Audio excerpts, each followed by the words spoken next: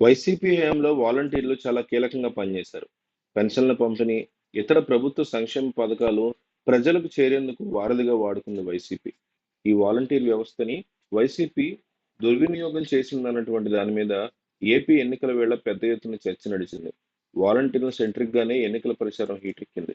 ఈ నేపథ్యంలో కూటమి సర్కార్ ఇప్పుడు వాలంటీర్లను కొనసాగిస్తుందా లేదా అన్నది అంతుచిక్కని అంశం అయిపోయింది. లేటెస్ట్ గా డిప్యూటీ సీఎం పవన్ కళ్యాణ్ చేసినటువంటి కామెంట్స్ ఆసక్తికరంగా మారాయి. ఏపీలో వాలంటరీ వ్యవస్థ మీద డిప్యూటీ సీఎం పవన్ కళ్యాణ్ చేసినటువంటి కామెంట్స్ హాట్ టాపిక్ అవుతున్నాయి.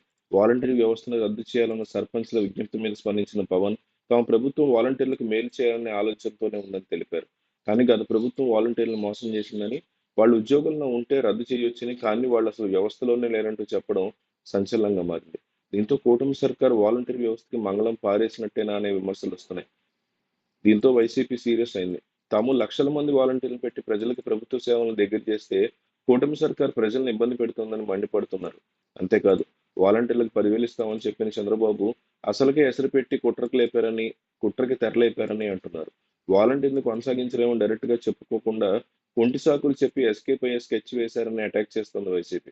అయితే వాలంటీర్ వ్యవస్థతో వైసీపీ విమెన్ ట్రాఫికింగ్ పాల్పడుతుందని అప్పట్లో పవన్ కళ్యాణ్ చేసిన కామెంట్స్ పెద్ద వివాదం అయ్యాయి. సేమ్ టైం వాలంటీర్లు ఎక్కువ మంది వైసీపీ కార్యకర్తలే ఉన్నారనే ప్రచారం ఉంది. అందుకే ఎన్నికల ముందు కొంతమందితో రాజీనామా చేయించి పార్టీకి పని చేయించుకున్నారంటోంది టీడీపీ.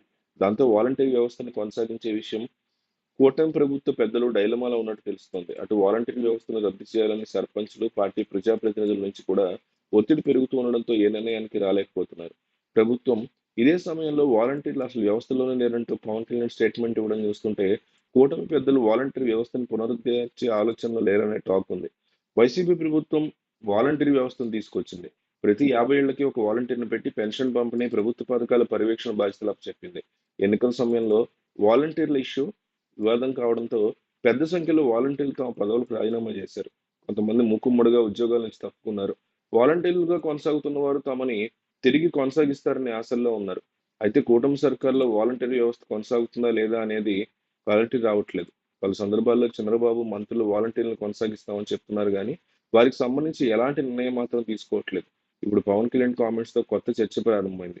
వాలంటీర్ వ్యవస్థకి తామే బ్రాండ్ అంబాసిడర్లు చెప్పుకున్న వైసీపీ షాక్ ఇచ్చేలా పవన్ కళ్యాణ్ కామెంట్స్ చేశారని కనిపిస్తోంది. వారి సేవల్ని వాడుకుని వాలంటీర్లను వైసీపీ మోసం చేసిందని చెప్పడంతో గత ప్రభుత్వం తప్పును ఎక్స్పోజ్ చేసేటువంటి ప్రయత్నం జరుగుతోంది అంటున్నారు. అయితే ఇది ఎంతకి దారితీస్తుంది? వాలంటీర్లు అందరూ కలిసి చంద్రబాబు, పవన్ కళ్యాణ్ మీద తిరగబడితే మాత్రం భారీ ఎత్తున ఆంధ్రప్రదేశ్ రాష్ట్రంలో ధర్నాలు, రాస్తారోకోలు అవి జరుగుతాయని వాలంటీర్లు ఒక పక్క వాపోతున్నారు.